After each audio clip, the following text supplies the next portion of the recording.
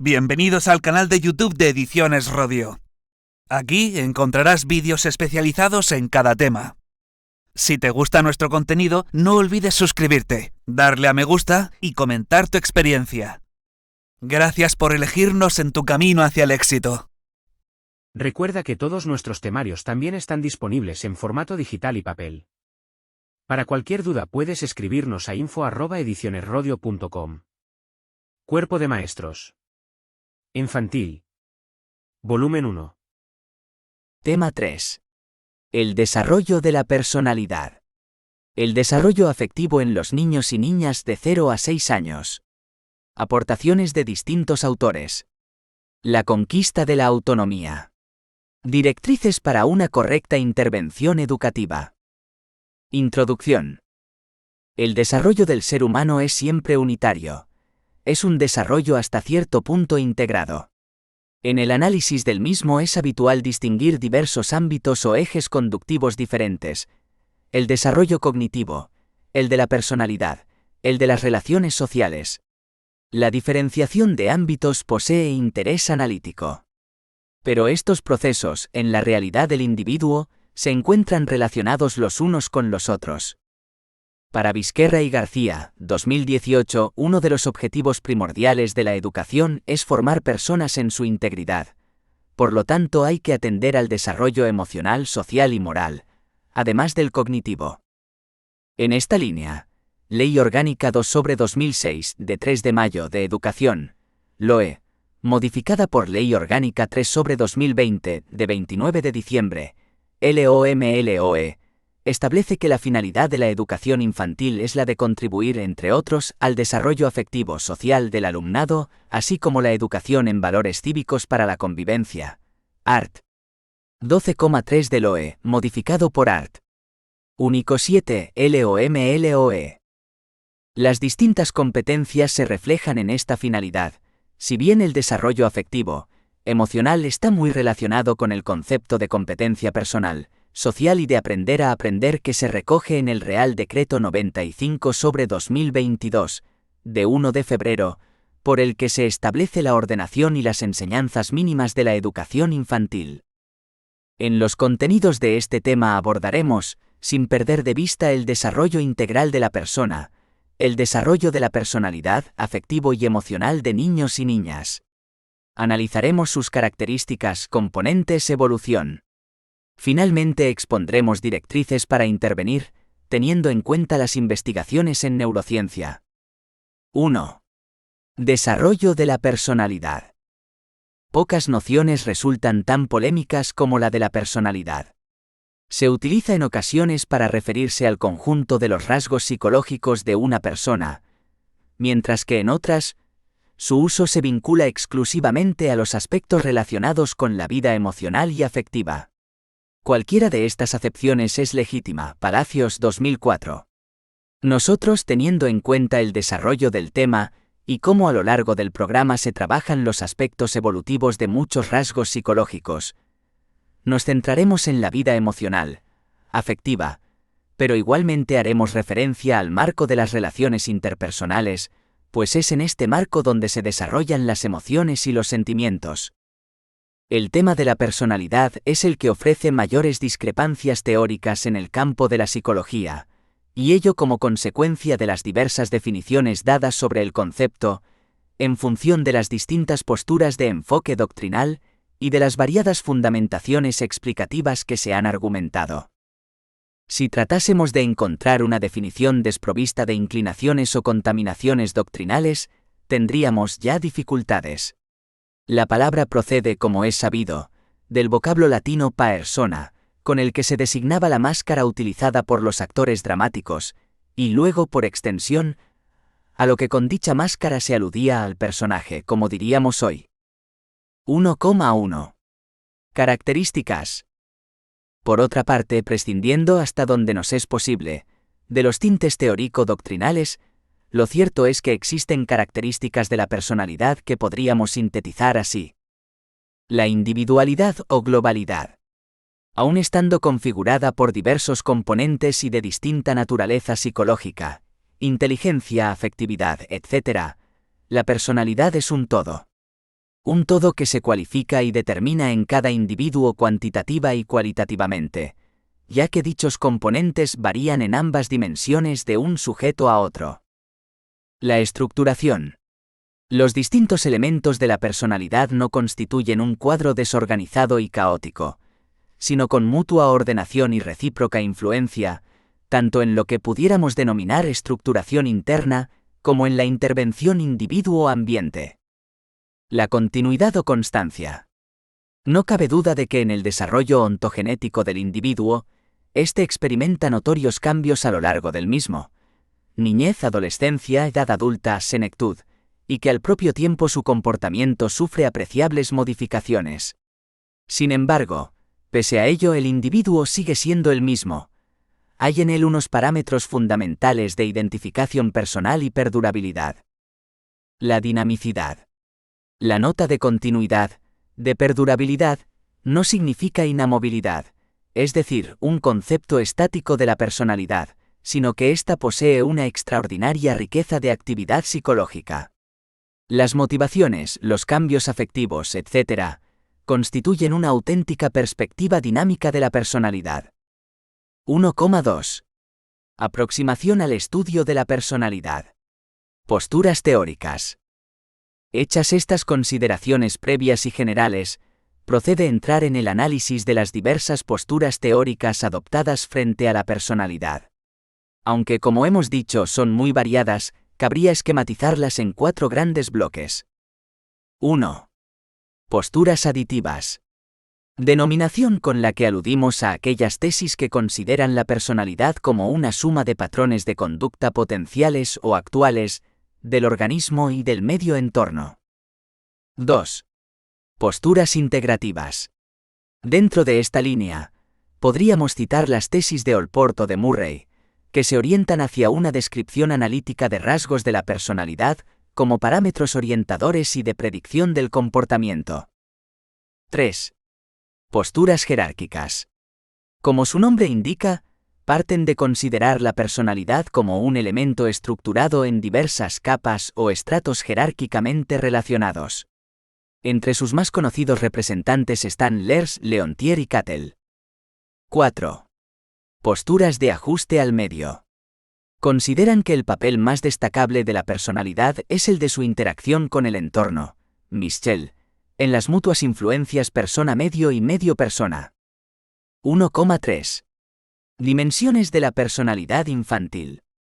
Según Ángel González, 1992, la personalidad opera en una triple dimensión, una dimensión cognitiva, una dimensión afectivo-estimativa y una dimensión operativa.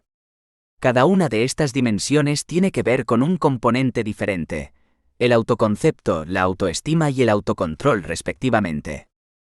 1.3,1. Autoconcepto. Es el conocimiento de las características o atributos que utilizamos para describirnos a nosotros mismos. Este proceso tiene que pasar por una serie de fases hasta que el niño tome conciencia de sí mismo como individuo independiente y diferente a los demás. Periodo de 0 a 3 años. La construcción de la identidad propia es un proceso que parte de una total indiferenciación entre el niño y su entorno. Es hacia el final del primer año cuando los niños parecen reconocerse a sí mismos como diferentes a los demás, siempre que la imagen presentada se corresponda con la que en ese momento tienen. No obstante, antes del primer año, los niños reconocen cosas que les pertenecen y elementos parciales de su cuerpo, aunque reaccionan ante esa imagen como si fuera la de otra persona. A partir del periodo comprendido entre los 15 y 18 meses, el reconocimiento de su imagen dependerá menos de que se corresponda con la que tienen en ese momento. Hacia el final del segundo año sí puede afirmarse que los niños reconocen su imagen con claridad, con independencia de su carácter contingente o no. En este momento comienzan a utilizar el pronombre yo, el posesivo mío y su propio nombre. Dos aspectos muy ligados al conocimiento de uno mismo son la identidad sexual y la identidad de género. La identidad sexual es un juicio, soy niño o soy niña, y la de género es el conocimiento de las funciones y características que la sociedad asigna como propias a niños y niñas. Los niños y niñas adquieren ambos conceptos de forma paralela. Periodo de 3 a 6 años.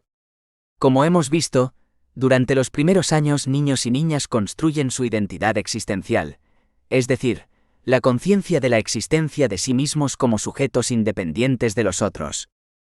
La tarea que tienen ahora por delante no es menos importante.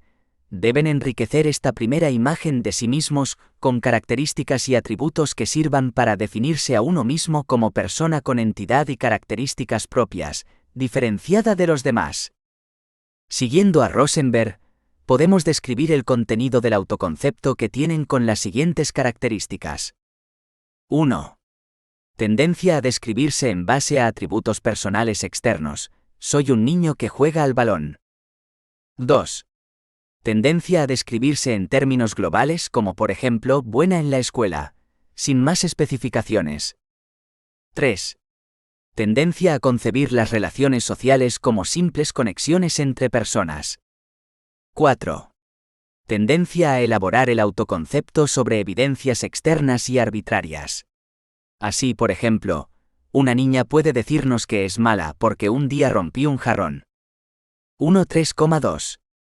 Autoestima. Hasta aquí nos hemos centrado en los aspectos relativos al contenido del yo. Cuando centramos nuestra atención en el valor o importancia que los niños atribuyen a estas autodescripciones, en cómo evalúa el niño, nos estamos interesando por la autoestima. Palacios J. E. Hidalgo v. 2004. La autoestima, a diferencia del autoconcepto, implica una orientación afectiva que puede evaluarse como positiva o negativa. Dada la importancia de que el niño desarrolle una adecuada autoestima, han sido muchas las investigaciones destinadas a estudiar los factores que la determinan. Uno de los trabajos que más luz ha arrojado sobre esta cuestión es el llevado a cabo hace bastantes años por Cooper Smith. Los resultados de su estudio pusieron de relieve la importancia de la aceptación y calidad del trato que dispensaban al niño los otros significativos de su entorno como factor determinante de la autoestima. Junto a estas cualidades, la historia personal de éxitos y fracasos es un segundo determinante. Durante los años de la etapa infantil, los otros significativos son sus padres. Las actitudes de los padres y sus prácticas de crianza y educación son los aspectos determinantes del desarrollo de la autoestima de los niños. 1.3.3. Autocontrol.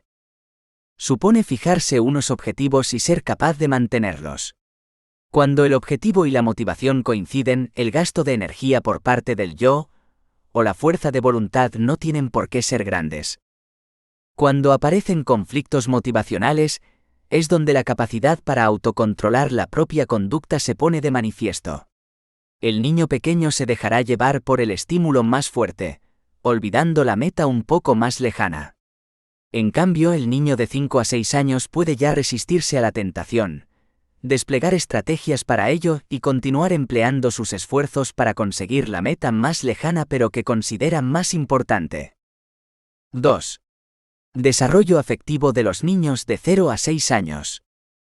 La comprensión de la afectividad infantil es más difícil que la de cualquier otro sector del psiquismo infantil.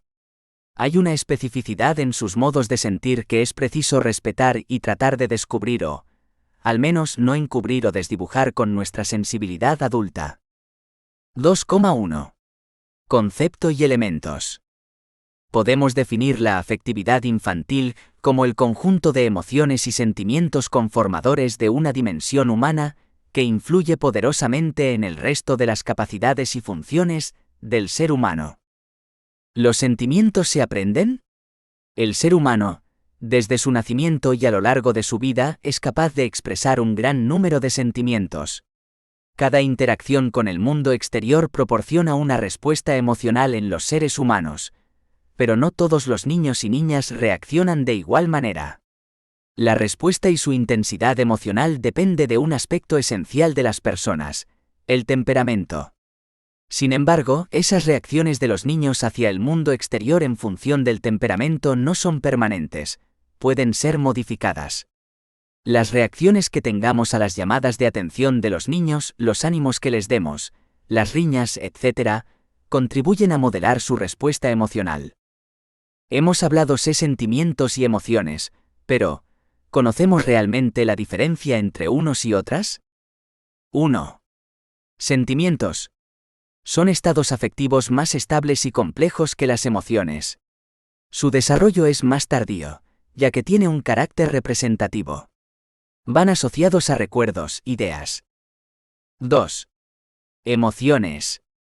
Son estados afectivos que se perciben a nivel intenso y subjetivo, que duran poco tiempo y que tienen un valor adaptativo, ya que permiten a la persona responder ante estímulos externos. Llegados a este punto, conviene aludir al concepto de inteligencia emocional. ¿Qué se entiende por inteligencia emocional? Es la capacidad para recordar sentimientos propios y ajenos, y la habilidad para mejorarlos. Este término se hizo popular gracias a Daniel Goleman, con su célebre libro Inteligencia emocional, publicado en 1995. Un aspecto muy relacionado con lo anterior es la educación emocional. La educación emocional es una de las innovaciones psicopedagógicas de los últimos años, que pretende responder a algunas de las necesidades sociales que no quedan suficientemente atendidas en las materias académicas ordinarias. Tiene como objetivo favorecer el desarrollo integral del sujeto, desarrollo físico, intelectual, moral, social, emocional, etc. La educación emocional se propone el desarrollo de competencias emocionales. Vizquerra, 2009. 2,2. Hitos evolutivos. Para el trabajo de la inteligencia emocional, es necesario partir del desarrollo afectivo del niño a. Veamos a continuación los principales hitos evolutivos del desarrollo afectivo. 0 a 3 meses.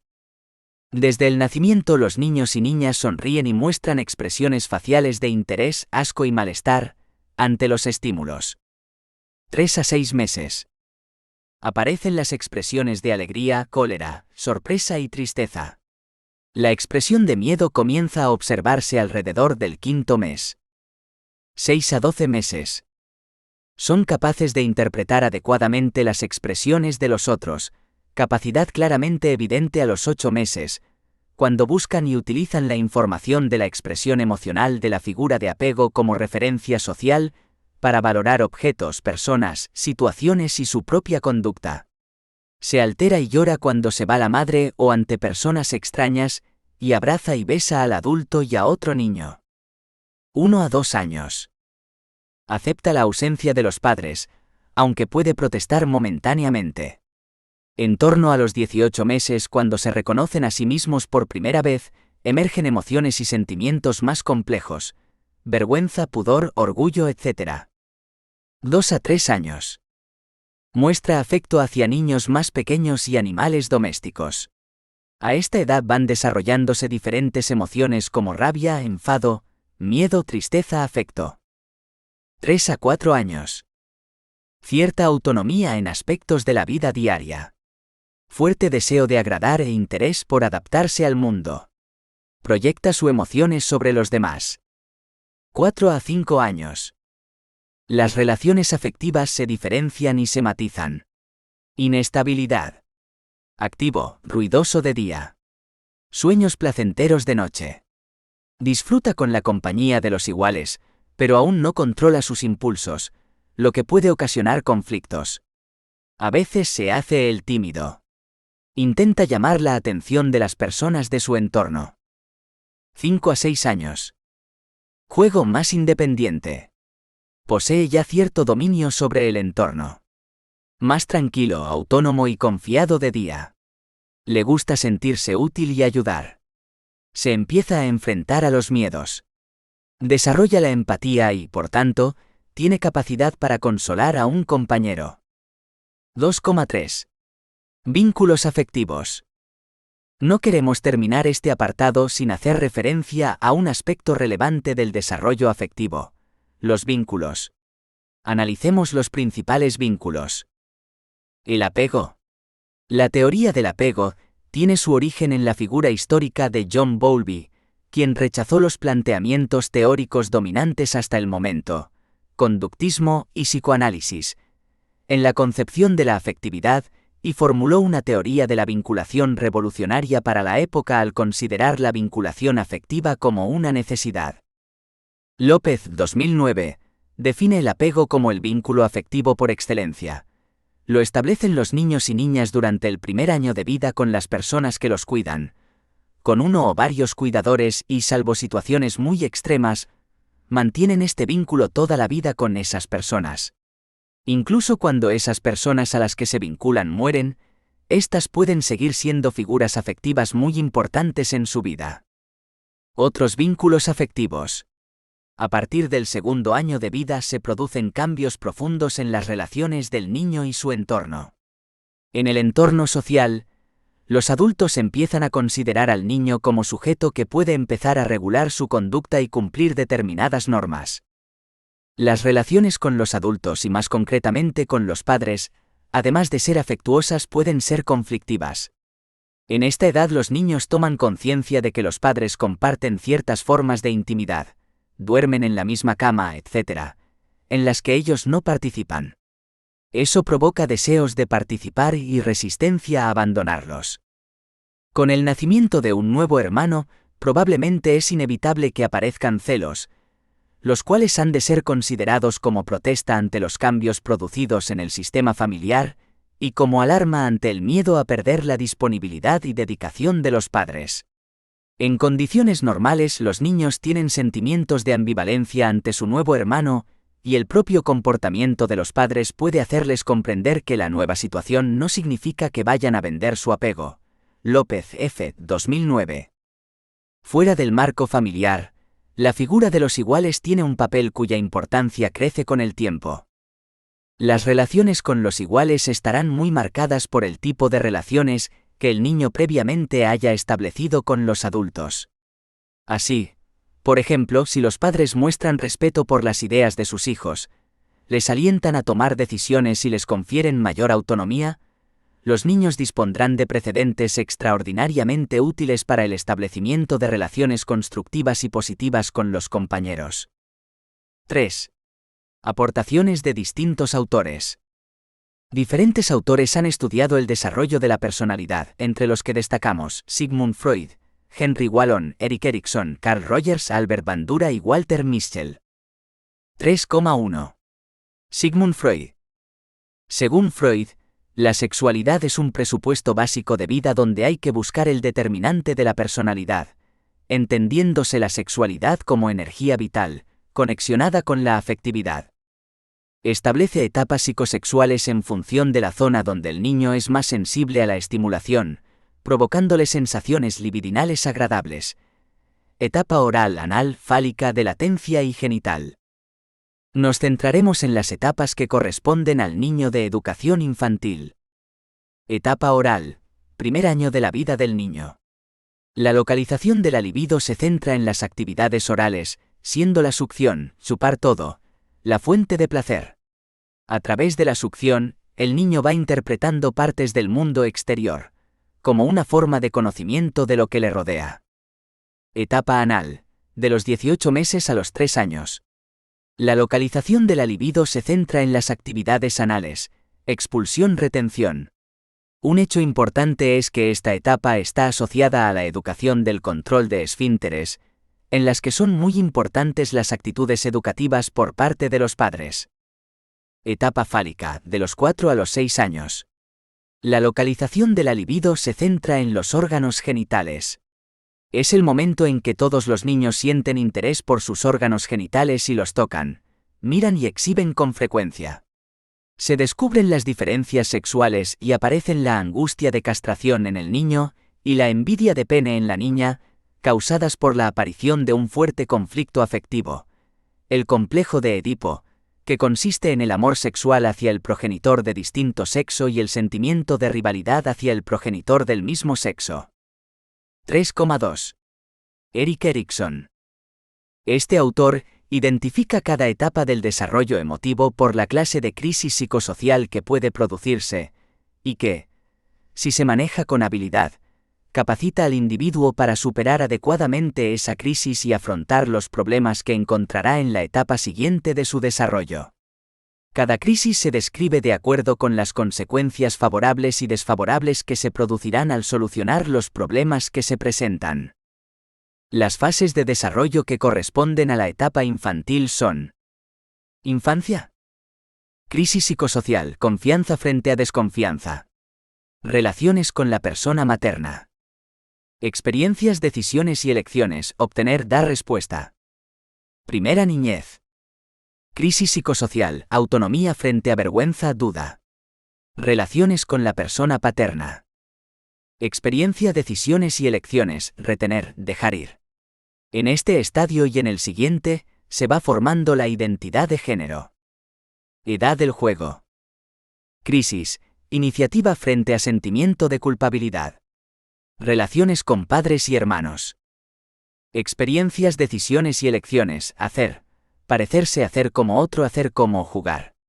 El niño tiene gran curiosidad. Es un periodo de anticipación de roles, no la fijación a un rol. 3,3. Henry Wallon. Estudia el desarrollo de la personalidad a través de una serie de etapas.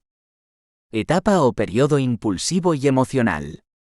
A. Estadio impulsivo. Abarca desde el nacimiento hasta los 5 o 6 meses. Este es el periodo que Wallon llamaría de la actividad preconsciente. B. Estadio emocional. Empieza en los 6 meses y termina al final del primer año. La emoción en este periodo es dominante. Etapa o periodo sensomotor. Abarca del primero al tercer año. Este es el periodo más complejo. En él la actividad del niño se orienta hacia el mundo exterior y con ello a la comprensión de todo lo que le rodea. Principales adquisiciones. Diferenciación entre el yo y el no yo. Adquiere conciencia de las diferencias que hay entre sus acciones y las de los demás, lo que yo hago y lo que hacen los otros. Adquiere conciencia de lo que es suyo y de lo que pertenece a los otros. Etapa del personalismo. Comprende de los 3 a los 6 años. En este estadio se produce la consolidación, aunque no definitiva, de la personalidad del niño. Comprende 3 fases. 1. Fase de oposición. El niño ha descubierto su yo y necesita reafirmarlo protegiendo su autonomía y negando las imposiciones parentales, ya que, en la medida que se opone a los demás, se reafirma a sí mismo. Se convierte en centro de preocupación de los demás, lo cual le permite acentuar su yo. 2. Fase de gracia. Pretende garantizarse el afecto de los demás, para lo cual seduce a los demás mediante sus gestos, palabras y acciones. Si no consigue sus expectativas de admiración, se produce angustia, ansiedad, vergüenza que lo llevan al estado de inseguridad, de temor. 3. Fase de imitación. Empieza a imitar las características de las personas que admira y a comportarse como ellos. Imita roles, actitudes, formas de comportarse. 3,4. Albert Bandura y Walter Mischel. Las diferencias de personalidad surgen de las diversas formas en que los individuos representan mentalmente la información. Los procesos cognitivos internos influyen en la conducta tanto como la observación de las conductas ajenas y del entorno en el que se desarrolla la conducta. Bandura señala que los determinantes externos de la conducta, como las recompensas y los castigos, y los determinantes internos, como las creencias, pensamientos y expectativas, forman parte de un sistema de influencias que interactúan afectando a la conducta. Este autor ha desarrollado la teoría sociocognitiva. La teoría de la personalidad de Mischel establece que el comportamiento de una persona dependerá de las características de una situación y de la forma en que la persona percibe esta situación. En sus estudios se tienen en cuenta 3 variables: las personales, las situacionales y fundamentalmente la interacción entre ambas. 3,5. Carl Rogers. Psicólogo humanista que, a diferencia de conductistas y psicoanalistas, adopta una visión positiva del ser humano. Para Rogers, el ser humano desarrolla su personalidad al servicio de metas positivas. Todo organismo nace con ciertas capacidades, aptitudes o potencialidades innatas que tiende a desarrollar a lo largo de la vida, convirtiéndose en lo mejor que puede llegar a ser. La personalidad se constituye como resultado del propio proceso de autorrealización. Si un sujeto la alcanza, su personalidad será madura y equilibrada.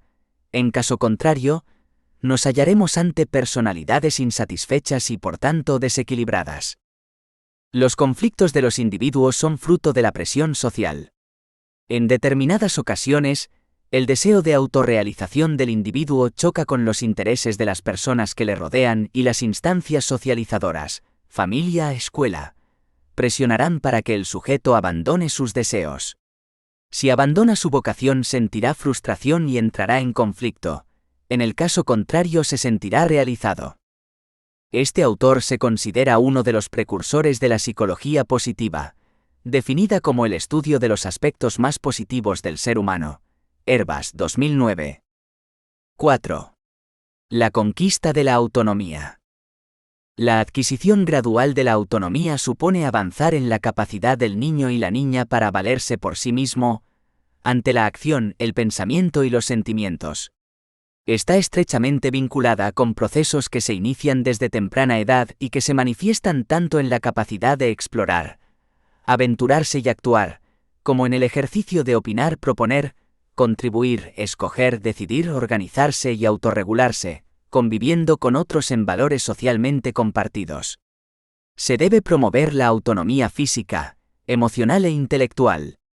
En situaciones de juego y de la vida cotidiana, niños y niñas encontrarán numerosas posibilidades para adquirirlas. Veamos cómo abordar dicho proceso en cada uno de los ciclos que conforman la etapa de educación infantil. 4,1. Primer ciclo.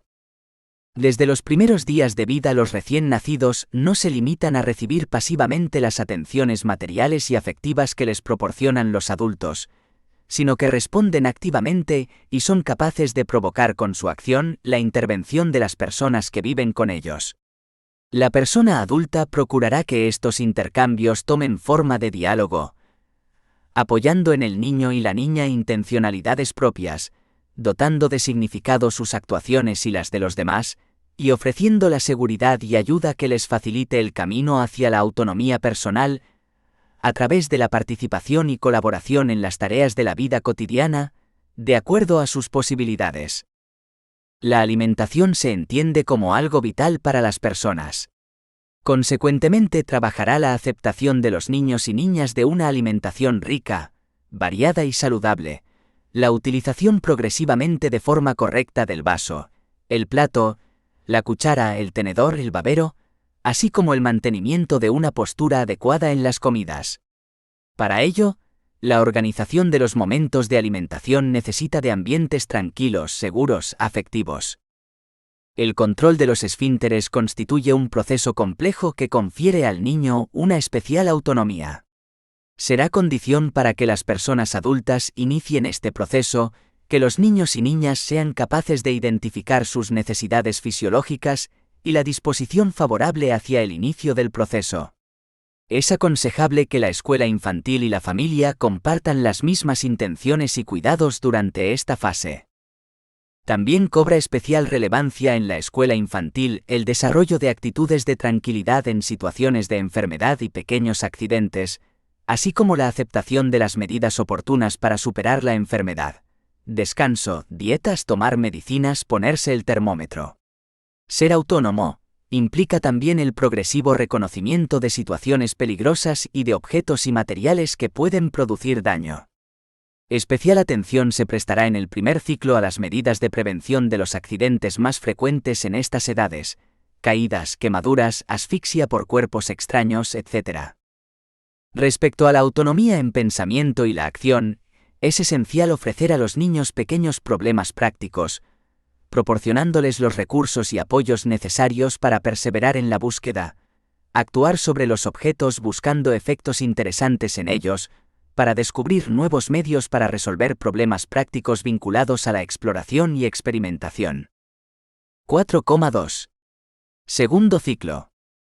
En el segundo ciclo se seguirá avanzando en la resolución autónoma del cuidado personal, consolidando hábitos saludables de higiene, alimentación y descanso, ajustándose a los espacios y objetos necesarios y aceptando las normas de convivencia que generan Desarrollar la autonomía significa considerar que niños y niñas son personas con intereses propios, capaces y competentes para construir conocimientos y, dentro de sus posibilidades, intervenir en el medio en que viven. La escuela infantil se ajustará al desarrollo de las capacidades individuales de que disponen cada niño y niña, para favorecer que éstos tomen decisiones en el uso de materiales, actividades, etc., asumiendo las consecuencias de los errores y aciertos que se deriven de sus acciones, lo que propiciaría el desarrollo del sentido de la responsabilidad.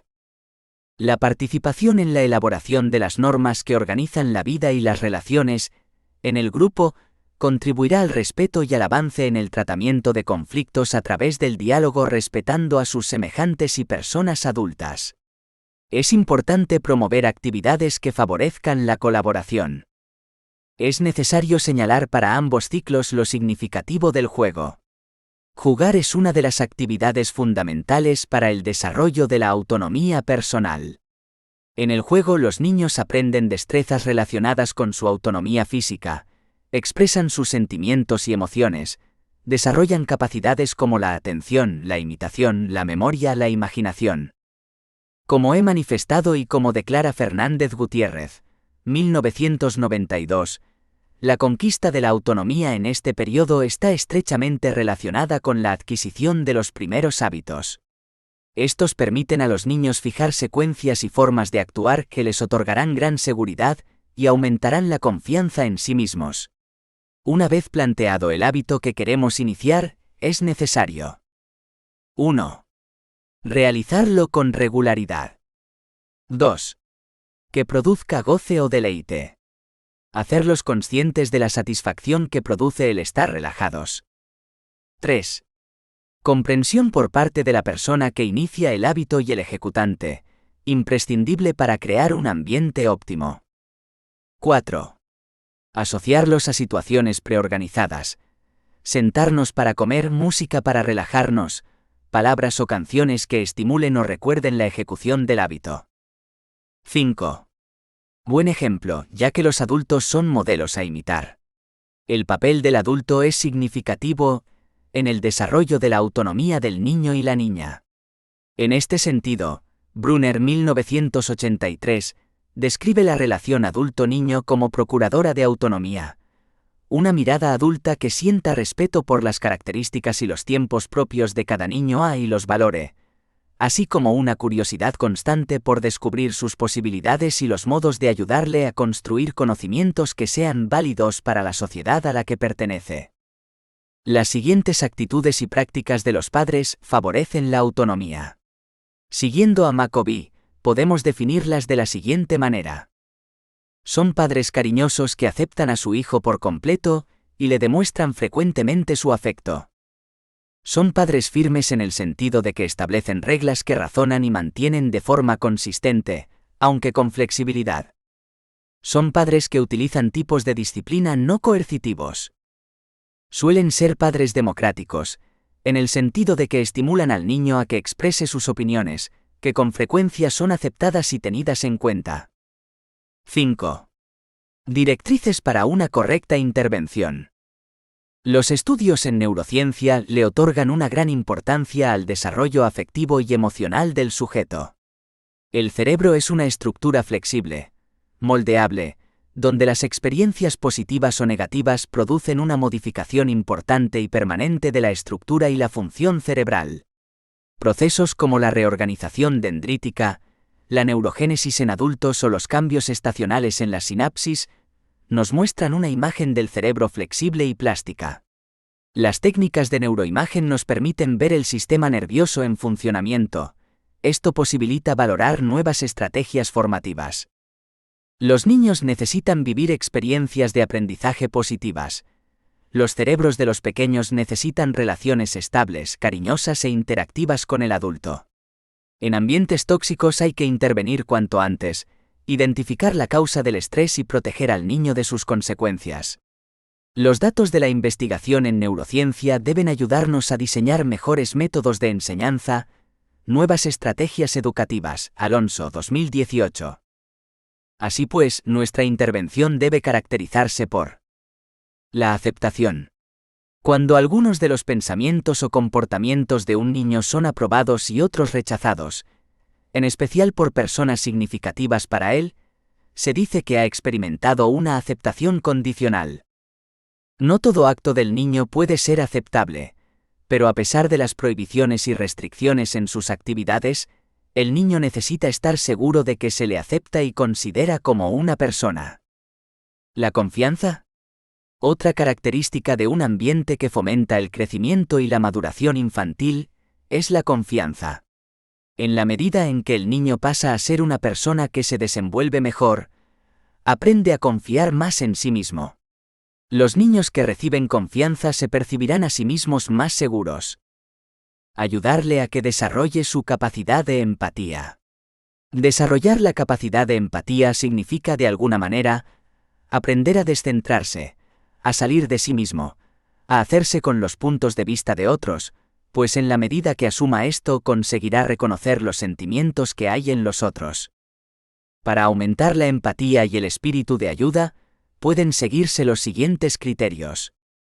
En primer lugar, déjese que el niño experimente la serie normal de angustias. Así, el niño desarrollará una mayor sensibilidad por las necesidades y sentimientos de otros. En segundo lugar, se pueden facilitar al niño oportunidades de asumir el papel de otros y prestar ayuda. En tercer lugar, debe animarse al niño a ponerse en el lugar de otro, hablando de ello con él de modo completo y detallado, sin dejar de referirse tanto a las diferencias como a las semejanzas que existan entre él y otros. Igualmente, por supuesto, será importante, en orden al desarrollo afectivo, que el niño tenga oportunidad de observar cómo sus padres y otras personas se comportan con modales altruistas. El Real Decreto 95/2022, de 1 de febrero, por el que se establece la ordenación y las enseñanzas mínimas de la educación infantil, propone unos principios pedagógicos, art. 6,2, que debemos acatar en nuestra intervención. La práctica educativa se basará en experiencias de aprendizaje significativas y emocionalmente positivas, y en la experimentación y el juego. Además, deberá llevarse a cabo en un ambiente de afecto y confianza para potenciar su autoestima e integración social y el establecimiento de un apego seguro. Asimismo, se velará por garantizar desde el primer contacto una transición positiva desde el entorno familiar al escolar, así como la continuidad entre ciclos y entre etapas. En la misma norma art. 5, se recoge que, con el fin de garantizar los principios de equidad e inclusión, las medidas organizativas, metodológicas y curriculares que se adopten se regirán por los principios del diseño universal para el aprendizaje. 5,1. Propuesta de actividades. Terminamos la pregunta proponiendo ejemplos de actividades que podrían formar parte de situaciones de aprendizaje o de las rutinas del aula. Actividades artísticas. Son pilares de la educación afectiva, pues a través de estas los niños dan su propia interpretación de la realidad, proyectan sus frustraciones y parte de su vida interior. También fomentan el trabajo cooperativo y la comunicación entre ellos. El juego. Sirve para divertirse y para conformar al grupo. Los juegos nos deben ayudar a trabajar conflictos, construir actitudes positivas personales y de grupo. Señalamos como indispensables el fomento de juegos cooperativos, juegos simbólicos y de reglas. El recreo. La vuelta del recreo debe constituir un momento de reencuentro, de relajarse poco a poco, de contar algún acontecimiento o conflicto surgido en el patio y de tratar de encontrar soluciones entre todos. El clima debe ser adecuado para que invite a realizar este tipo de actividades. El rincón de las emociones. Con esta experiencia, queremos resaltar aquellos espacios que podemos organizar en el aula que favorecen la cooperación, el dinamismo y el encuentro. Además de todo esto, pensamos que el aula tiene que ser un sitio iluminado, con colores alegres, con plantas y con materiales bonitos pero no delicados, que permitan al niño mostrar su mundo y sus conflictos mediante el juego. Tendremos un espacio tranquilo con cojines y 2 hamacas para las conversaciones serias, un muñeco grande coeducador y un baúl lleno de telas, disfraces y complementos para las dramatizaciones. También un espejo que nos ayude a trabajar las imágenes reales y fantaseadas. ¿El cuento? El cuento es un buen recurso para trabajar con nuestro alumnado la afectividad y las emociones. Adivina cuánto te quiero, de Sam McBratney y Anita Geram, es idóneo para abordar estos temas. En conclusión, podemos decir que el desarrollo de la personalidad no puede ser tratado de forma aislada, sino que, por el contrario, hemos de tener en cuenta las relaciones de carácter sistémico que se dan entre el desarrollo de la personalidad, el desarrollo afectivo, la socialización y la construcción de la noción de sí mismo, de modo que cada elemento del sistema se relaciona con los demás de manera interactiva, y las propias relaciones modifican a los distintos elementos y al sistema en sí. 1. Desarrollo de la personalidad. Características. Definición. Conjunto de rasgos referidos a la vida afectivo-emocional del sujeto en el marco de las relaciones interpersonales. Características. Globalidad o individualidad. Estructuración. Jerárquica. Continuidad o constancia. Dinamicidad. Postura sí. 2. Desarrollo afectivo de los niños de 0 a 6 años. 3. Aportaciones de distintos autores. 4. La conquista de la autonomía. 5. Directrices para una correcta intervención. Abad Molina, J. y Ruiz de Velasco Gálvez, A. El juego simbólico. Grao. Barcelona, 2011. Alonso Peña, J.R. Historia del cerebro. Editorial Almazara. Córdoba, 2018. Vizquerra, R. Psicopedagogía de las emociones. Síntesis Madrid 2009. Vizquerra, R. y García Navarro, E. La educación emocional requiere formación del profesorado. Revista del Consejo Escolar del Estado. Participación, Educación Emocional y Convivencia, en 8. Ministerio de Educación y Formación Profesional 2018. Carrobles, J. A. y Pérez Parey, J. Escuela de Padres, guía práctica para evitar problemas de conducta y mejorar el desarrollo infantil. Pirámide. Madrid 2008. Díez Navarro, M.C. Mi escuela sabe a naranja, ser y estar en la escuela infantil. Grao. Barcelona, 2009. Fernández Abascal, E. Emociones positivas. Pirámide. Madrid 2008.